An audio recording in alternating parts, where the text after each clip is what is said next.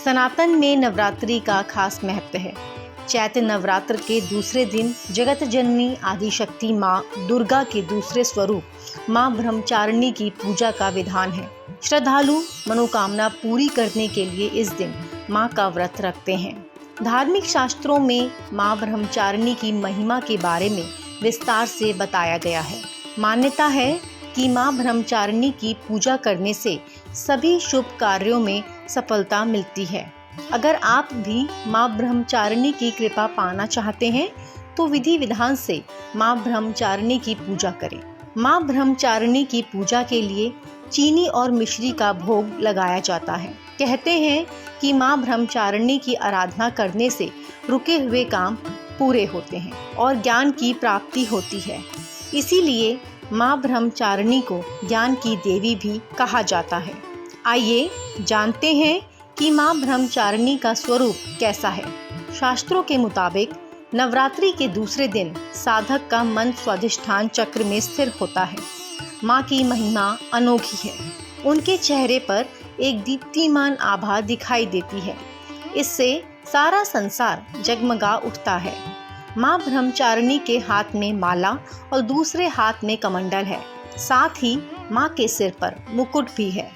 शास्त्रों की माने तो माँ दुर्गा अपने भक्तों के कष्ट दूर कर उन्हें सुख समृद्धि विद्या प्रदान करती है। नवरात्रि में पूजा अर्चना से धर्म अर्थ काम मोक्ष की प्राप्ति होती है। नवरात्रि के दूसरे दिन सुबह उठकर माँ ब्रह्मचारिणी को प्रणाम करके दिन की शुरुआत करें।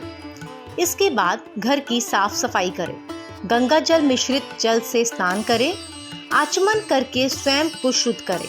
इसके बाद नए वस्त्र धारण करके व्रत का संकल्प लें। अब फल फूल धूप दीप हल्दी चंदन कुमकुम से माँ ब्रह्मचारिणी की पूजा करें। माँ ब्रह्मचारिणी को चीनी और मिश्री से बनी मिठाई लाल फल का भोग लगाएं। पूजा के अंत में आरती करें और सुख सौभाग्य की प्रार्थना करें। पूरे दिन व्रत रहें, फिर शाम को आरती करके फलाहार करें।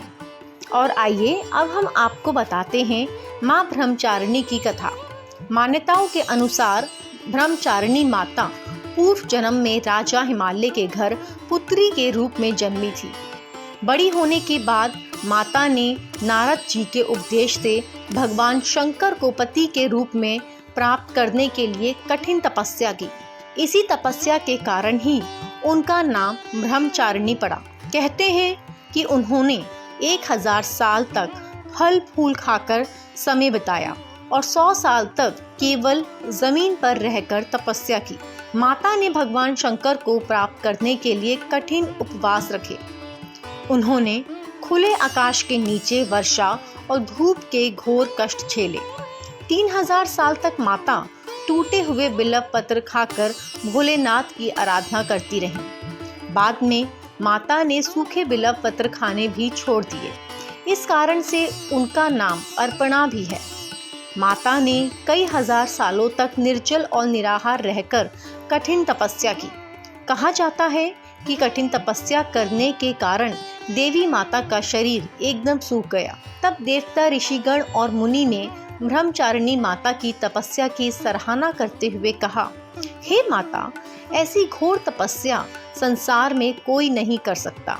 ऐसी तपस्या सिर्फ आप ही कर सकती हैं।